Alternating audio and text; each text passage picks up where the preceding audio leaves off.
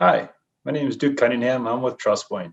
I'm a certified financial planner and I lead our development team in the lacrosse market.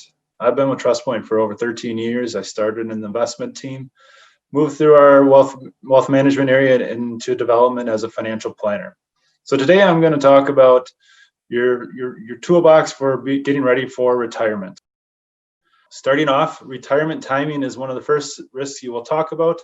We're going to talk about investments and market expectations, retirement income and spending, inflation risk, while planning for the unexpected as well. So the most important decision you're going to make is, when do I retire? The average age of retirement is 62. 50% of households or couples have a chance of making it into the age of 92. So that means if you retire at 62 and one of the members of the couple makes it to age 92, you're going to need assets and resources to sustain 30 plus years of retirement. So keep that in mind when retiring. It's not looking forward 5 or 10, 20 years. We got to look and we got to plan for a long, fulfilling retirement. Premature retirement leads to certain risks as well. Missed out contributions to 401k, whether it's what you're deferring from your salary or what the employer is putting in as in profit sharing contributions and match contributions. You might be forced to take distributions earlier, or even start Social Security at a younger age. And then obviously the biggest concern with those that retire early is the cost of health insurance prior to Medicare. So risk number 2, investment allocation and market expectations. Asset allocation becomes more important than the actual stock selection itself in retirement. Having a good mix of stocks and bonds can help protect your portfolio, but yet provide enough return to sustain your goals and distribution needs in retirement. Being diversified, so diversifying in U.S. large companies and smaller companies, as well as international on the equity side, is a way to help diverse your risk and mitigate some of the downside when market corrections happen, along with having a portion of the portfolio in the various mutual funds that invest in different types of bonds can help protect and add income on your portfolio. An important thing that I think I should probably move to the front is anybody that's saving for retirement, earning for entering or nearing retirement, you should always have an emergency fund. We recommend having between 3 to 6 months of expenses, and as retirement nears, you may even want to draw closer to 12 months of expenses in a money market savings account. So when it comes to investing for retirement, you want to have reasonable expectations. Early on, you're young and saving for retirement, and your time horizon's much longer before you will need those assets. It's good to be aggressive. But now if you are a couple of years out from retirement and you're sitting with a portfolio of 75% equities or 80% equities, maybe you're being too aggressive and putting yourself in a situation where when you retire, you might have a huge drop in the account value. And that could be detrimental to the success of your plan, meaning you may have to work longer. Know that market returns will vary. But the biggest thing you can do is set a goal, have a plan, and have your portfolio invested in a way that aligns with your goals and needs for retirement. And stay invested, stay the course. If you have questions or concerns or nervous about markets and fluctuations and volatility, talk to your advisor, talk to your relationship manager at TrustPoint. We're here to help. Retirement income and needs. So spending is one of the greatest risks when it comes to a retirement plan. Say we sit down and do a plan, and you're telling me, or you're anticipating that you need $60,000 a year in retirement needs. However, a year or 2 years in, you're spending $70,000 or $75,000. Well, that's a big difference and can really hinder your plan. So that's why it's really important, and I mentioned it earlier, is put together a budget, know where your money is going. All too often when I'm sitting down to do planning, I have folks that have good income, good wages. They have decent savings, but they're clearly spending more than they really anticipate or are aware of. And again, budgeting is so important. There's some really nice tools and aggregators out there that help with track spending and help you realize where your money is going and manage your debt. Don't become saddled down with credit card debt or other types of debt payments out there. Manage your mortgage. Don't overspend. Don't over leverage yourself. Debt isn't bad. I'm not saying that, but using debt in a practical manner is going to help you have a better plan for retirement. And then also identify your assets and income sources. So think about other things, especially those that are nearing retirement. Do you have a rental property? Do you have a cabin that you are maybe looking at, VRBO or something of that nature? Is there some other incomes you have to help cover carrying costs that pay for taxes or insurance or things like that? So again, putting together a plan, it looks at everything. You want to be as thoughtful and analyze and put everything together, because the more details and the more thought, the more successful your plan will be for retirement. So we get this question a lot: am I on track for retirement? So this is a piece that Fidelity put together back in 2017. And it states that at age 67, you need 10 times your ending salary to replace 85% of your income. And the question I get a lot of times is, why 85% of your income, or 80%?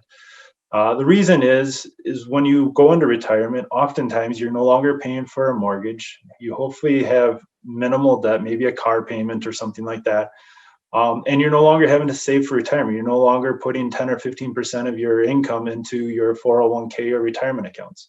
So that's why we oftentimes say you need about 80 or 85% income replacement in retirement. For those that are a little bit younger and further away from retirement, at age 35, the report recommends that you have about 2 times your salary in savings or retirement. At age 45, 4 times your salary. Age 55, 7 times your salary. This is just kind of a guideline. It's not a one shoe fits all. Everybody's situation is different. There's different things to consider. If you're on the railroad, you're going to have a railroad pension, or if you're a teacher, you're also going to have your pension from the state. So keep those in mind when looking at these as kind of just benchmarks to kind of eyeball where you are and where you should be. Ultimately, though, we do recommend that you defer about 10 to 15% of your income into the retirement plan. Now, don't get wrapped up in saying, "Oh, my employer does a 4% match and they have 6% profit sharing." Well, that would be you put in 4 and then the company's possibly contributing 10%. There's no guarantee that they're going to do that year in, year out. So you really want to take the onus on yourself and then benefit from what your employer can put in, whether it's in a match or in profit sharing. But the goal should be for you to defer about 10 to 15% of your income into savings. And why is that important? Because the cost of waiting is huge. So in this scenario here, we have Mary and Jerry. Mary starts saving at age 22, saves $100 a month for 10 years until age 32, and has it invested in the same way Jerry does. But Jerry didn't start till age 32 and contributes $100 a month until he reached age 65. So Mary has contributions of about $12,000. Jerry's contributions are almost $40,000. But you can see the ending balance. Mary ends up with only 10 years of savings, but Lenny didn't work until age 65. Her balance is about $211,000, where Jerry, who saved more than 3 times as much as Mary, his ending balance is only $181,000. So again, time is money, and starting early is very, very important. Another risk to consider in retirement is inflation. Inflation is a big risk. And I'll show that here in this slide. So in today's dollars, say when you plan to retire, you think you need $90,000 to live on. But say that's 20 years from now, and assuming 2% or 3% inflation, that $90,000 20 years from now equates to about $162,550. So again, it's important to save and invest in a manner that can help you have enough funds for retirement to sustain your distribution needs and keeping up with purchasing power of inflation or cost of inflation. Planning for the unexpected. This is tough, but something that impacts a lot of households. Is there a household member that has different pre-existing conditions, diabetes or other health cares? Is it a child? Planning for that can, and knowing that your spending needs are for that, can greatly impact what you can and when you can retire, what you can do to retire, and when you can retire. Something else to be mindful is caring for family members. In the U.S., family provides 75 to 80% of all long-term care. So that means taking care of mom and dad. That can not only be a obligation physically and emotionally, but it is also a financial obligation. So I know it's hard to fully anticipate that, but as you get closer to retirement, you have some better ideas, especially on the health side of things, what your retirement needs may be during for health, for medical and insurance, and providing for other family members.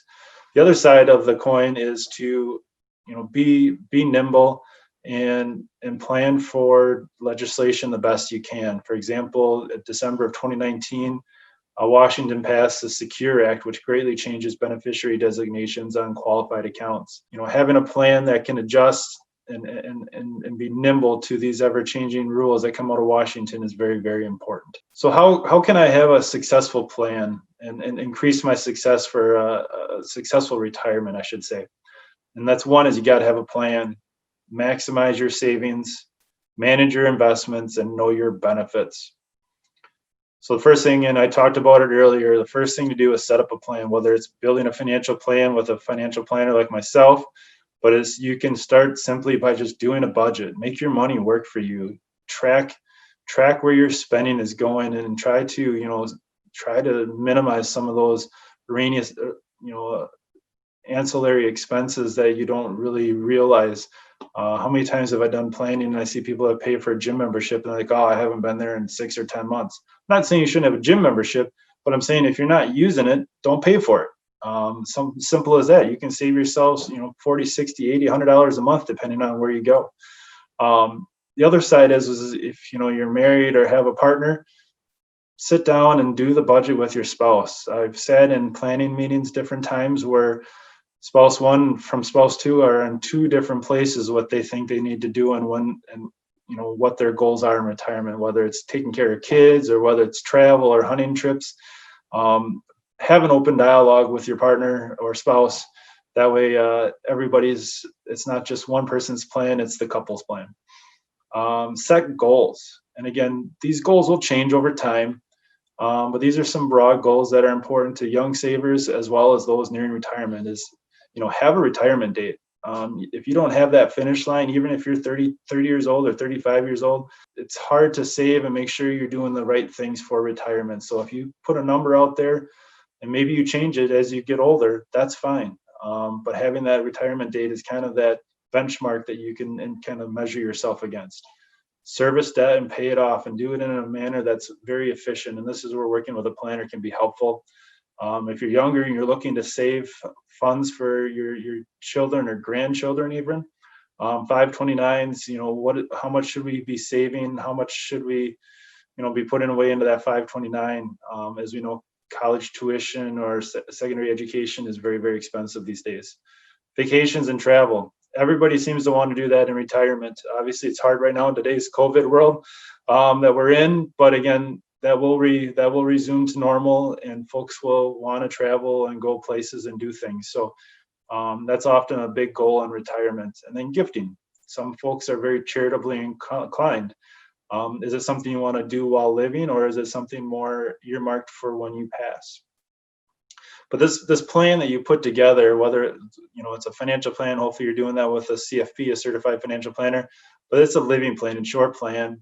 Review it periodically. Use it as a benchmark.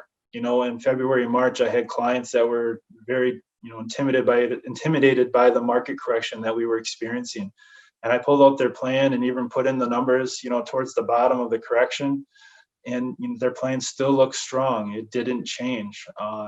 So having that plan, it can give you a lot of comfort and peace of mind in retirement, especially nearing retirement. Another part with the dovetails in with a financial plan is making sure your estate plan is in order. Have a will or revocable trust. Make sure your beneficiary designations are up to date. I've sat down and done planning for couples before, and we're talking about. So I said, "Oh, you have 2 children," and they said, "No, we have 3." I said, "Well, your beneficiary designation on your 401k only says 2 children. Only lists 2 of your children." And then, thankfully, we caught that, and they were able to make the change and get all 3 of their kids equally represented on their beneficiary designation. But again, life happens, we all get busy, but staying on top of that is really, really important. Maximize your savings. Obviously, 401k is one of the best ways to save for retirement because it's easy. It's out of sight, out of mind, just comes out of your paycheck, and oftentimes you're getting a match from your employer. One thing I would recommend strongly considering is deferring to Roth and the 401k. It means you're paying the tax now, but all the earnings in the Roth portion of the 401k will be tax-free both now and in distribution time. So contributing to your Roth inside the 401k is a great way. 401k contribution limits for 2020 are $19,500 with a catch up of about $6,500 for those age 50 and older. If you're not, or if you're looking to do some other savings outside of a 401k and you have an IRA, you can save up to $6,000 or an additional, or $7,000 if you're over age 50. Keep in mind though, if you are a high income earner, contributing to your Roth IRAs may be difficult. So that's another reason why 401ks are a great vehicle for Roth savings, as there isn't any income restrictions with that. However, if you are over the income restrictions for Roth IRA contributions on the outside, talk to your advisor, your financial planner about maybe looking at a backdoor Roth contribution plan. Another thing with savings is make sure you're diversifying between taxable accounts and qualified accounts. Why is this important? Say majority of your retirement savings is in a 401k in the form of pre-tax, meaning that the tax is deferred, and when you take distributions from that account, you're going to have to pay ordinary income tax rates on that. So in this situation, you want to buy a vehicle for $40,000, but you want to pay cash for it, and your vast majority of retirement savings is in a 401k. That $40,000 purchase, assuming you're at a 35% tax break, now costs you $54,000, $14,000 just in tax. So again, having Roth, starting up those taxable accounts, like think of a joint brokerage account, those are great vehicles and savings vehicles for retirement. It gives you better efficiency when it comes to tax and distribution strategies. So again, fund your Roths and contribute to your Roth 401ks if at all possible. Again, I'm a believer that tax rates are going to be higher at some point in time when I get closer to retirement than they are today. So I'm comfortable paying the tax today, knowing that when I do retire, I need to draw on those assets. I'm going to draw on the earnings and contributions tax-free at that point in time.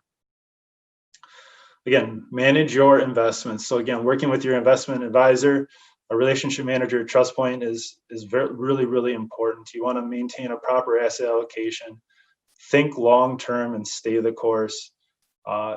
Asset allocation is so important, having a good mix of stocks and bonds and being equally allocated in different parts of the market. So many times we sit down and do planning and we see individuals that have a large concentration in US large cap stocks only, or maybe they're buying Apple and Fastenal and a couple other names, and that's where their savings is built. And well, that can be very risky. You may have benefited nicely from it. However, that can be very, very risky if you have large concentrations in individual companies. Going to the rule of thumb for distribution needs in retirement, 4% is kind of the rule of thumb for what you can withdraw from your portfolio and still sustain or at a sustainable rate. In order to do that, though, you still have to have a portfolio of roughly 50% equities and 50% bonds.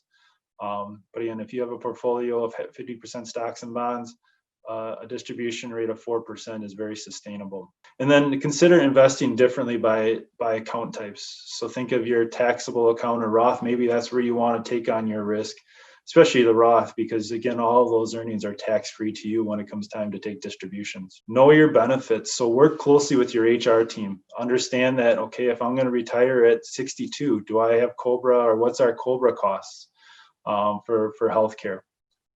Those are provided, I believe, for a minimum of 18 months. Understand life insurance and disability insurance. Understand what the plan options are for you.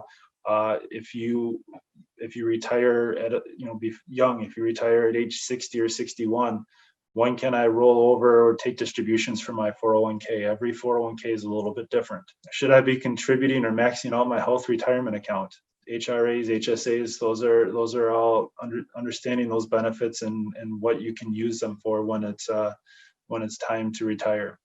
The other side is weighing the options of pensions and what those the tax impact may be on distributions. Again, pensions, annuities, oftentimes are taxable to you in the form of ordinary income, or the majority of the distribution may be taxable to you in the form of income. Something that I've seen recently when talking to retirees is lump sums on pensions have been very attractive because of the low interest rate environment that we are in. And what's nice about doing that is if you take your pension lump sum and roll it into an IRA, you now have unfettered access to those funds. You can invest it in a way that serves you specifically. So it affords you some flexibility, and then also you have more control potentially over what your heirs may or may not inherit. Understanding Social Security and Medicare, knowing that at age 65, you're going to want to apply for Medicare or put the application in, depending if you're still working or not working. Social Security is a question we get, when should we draw Social Security? And that's unique to everyone's situation. There isn't just a blanket answer, but I always strive to say you want to hold on to defer Social Security until full retirement age. And you can look at that calendar on the right there, what your full retirement age is, depending on your birth year. And full retirement age simply means you get 100% of your benefit, your Social Security benefit. You can start drawing Social Security at age 62, and you can defer it beyond 70, but it stops accruing at age 70. You can see at age 70, you'll get 132% of your full retirement age benefit. So again, if you have questions about this, go to socialsecurity.gov, create your account, get your statements, and look at the tools and calculators that they have out there on the socialsecurity.gov website. A great resource, or even set up an appointment with the Social Security office. They can be an awesome resource with questions that you may have specific to your situation. So in conclusion, I know a lot of information. I sped through this very, very quickly, but understand your benefits that you have with your employer. Build that emergency fund, budget, know where your money's going.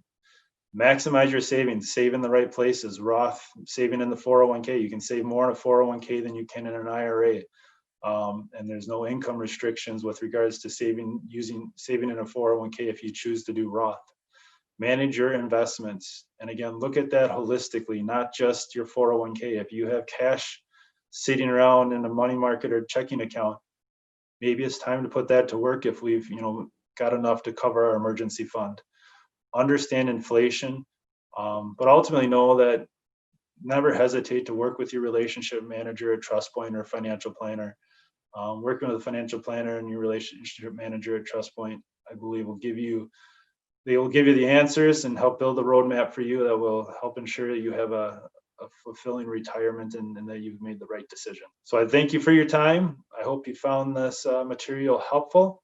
Again, my name is Duke Cunningham. My contact information is there. But if you have questions or want to talk to myself or any of your relationship managers at Trust Point, please do not hesitate to contact us. Thank you for your time, and we look forward to talking to you.